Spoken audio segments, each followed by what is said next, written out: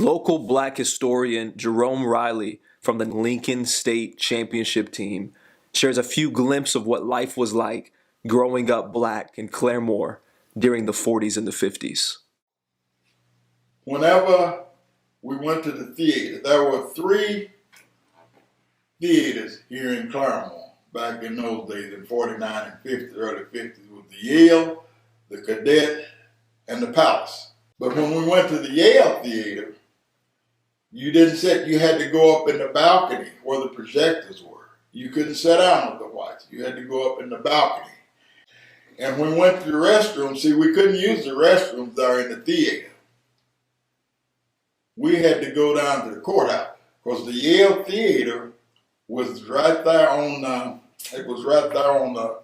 Missouri Street. If you know where the Federal Building is now, that used to be the old post office. Well, right next to it was the Yale Theater. And of course, we had to go to the courthouse to use the restrooms. And of course, that wasn't too far from where we were, but if you had to use the restroom, you had to go to the courthouse and use the restroom. You couldn't use the restroom. There were numerous black businesses here in Claremore that people don't know about. But it's back to what I was said about separation of the races of people. There weren't any blacks that lived in the white part of town.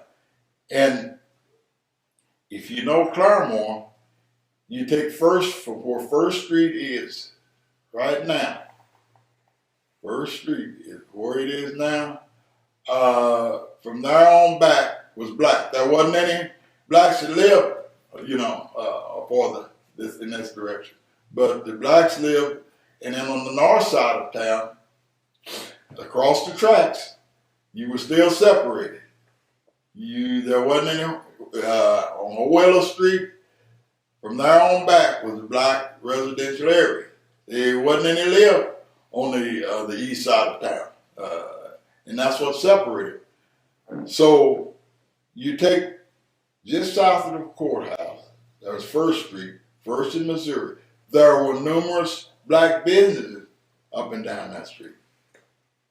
And there was Johnson Hotel, there was Big Daddy Chef Barbecue and Recreation, there was barbershops. In fact, there were two barbershops on South Missouri. And during that time, it was still the same thing. The restaurants and things here, I can remember the Mason Hotel, coffee shop. You still had a place in the back. You had a place in the back to go and eat. I can remember a friend of mine in 19 and I believe it was 51. He was in the service. A good friend of mine, Roshan White, he was in the service. He said, Riley, he said, I am going in here. You come with me. We're going in and we're going to sit down and eat. Of course, they didn't segregate too much against guys who was in the service. They didn't squawk about that too much. So we did go in and sit down and ate. For some reason or the other, I guess, because it was in service. And I was nervous. I was as nervous as could be. But it really wasn't anything did about it. So we went in and we sat down and served.